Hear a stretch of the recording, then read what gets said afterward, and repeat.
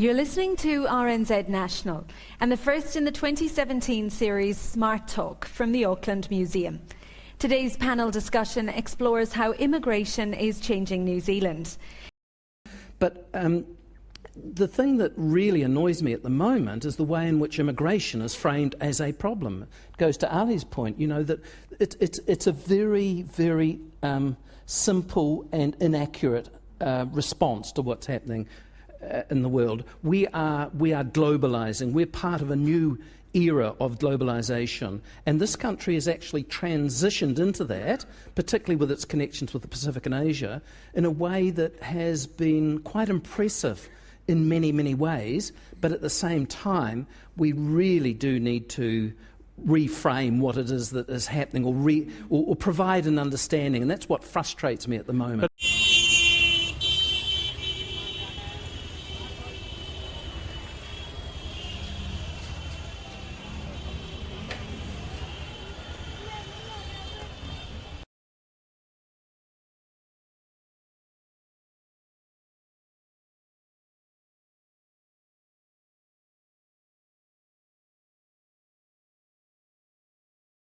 Isn't it? Yeah?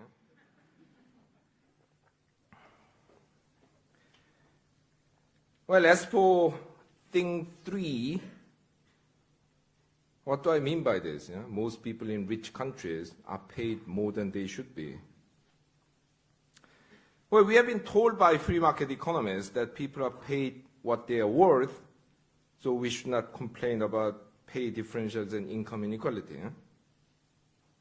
Because if someone's paid 95 million pounds a year, he must be worth it. Yeah? Otherwise, the market wouldn't tolerate. Yeah? Now, leave that end aside for the moment. This has also made us think that, well, you know, all those poor people in poor countries, they must be poor because they are not very productive. They are not worth very much.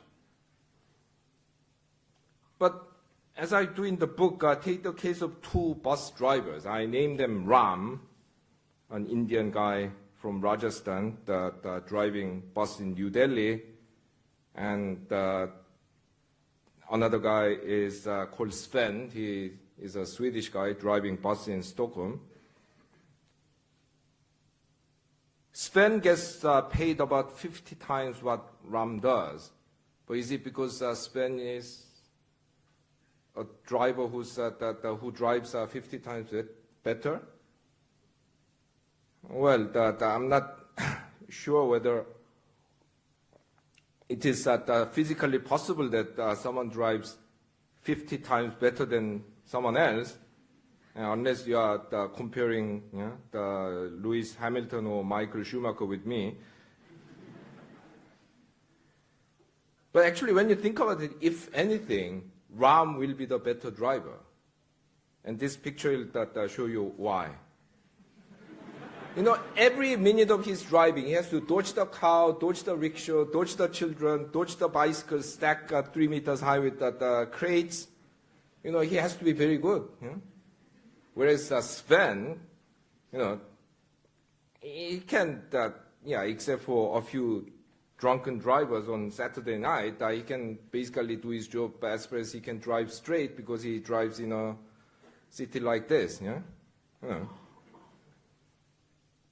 So how come a guy who's actually a much better driver gets paid 1/50, 2% of another guy who is essentially doing the same job with less skill? Yeah? How is this possible? Well, this is possible only because of, let me put it bluntly, that protectionism, that is immigration control. And if you actually totally freed immigration, 80, maybe even 90% of the workforce in the rich countries can be and will be displaced.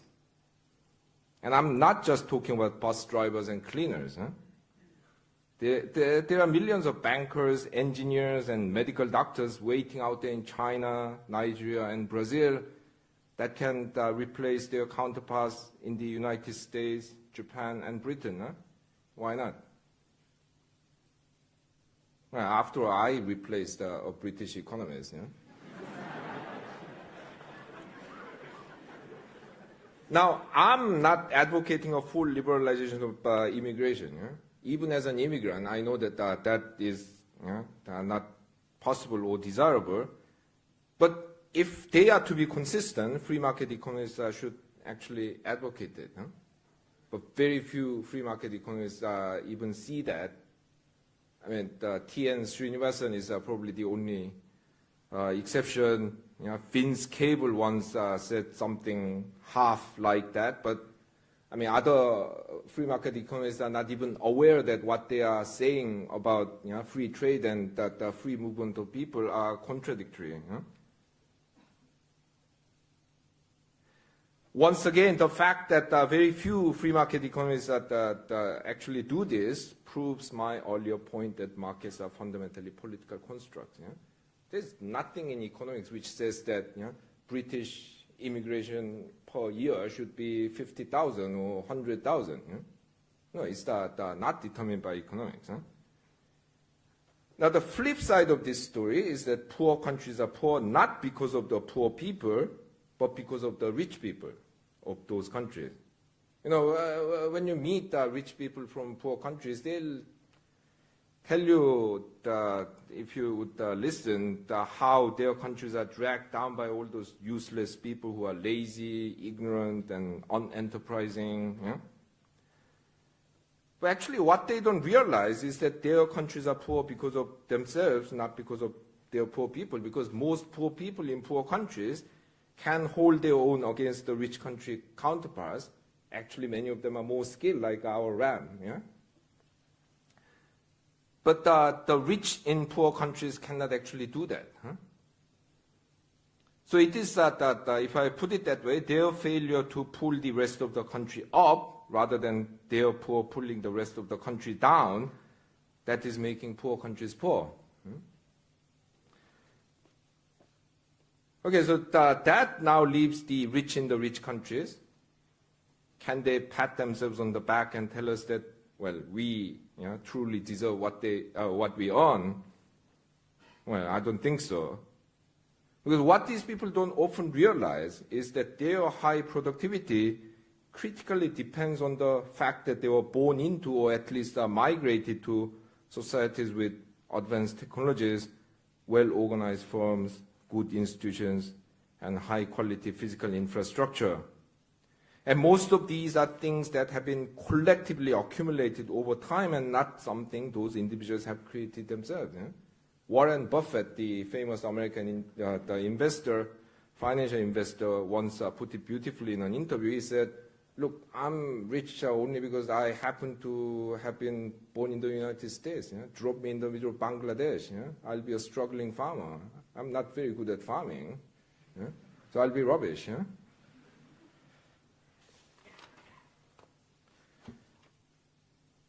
So all of this back and forth stuff about poor people in rich countries, poor people in poor countries, rich people in poor countries and rich people in rich countries show the fundamentally collective nature of individual productivity, without recognizing which we can build a truly fair system of compensation.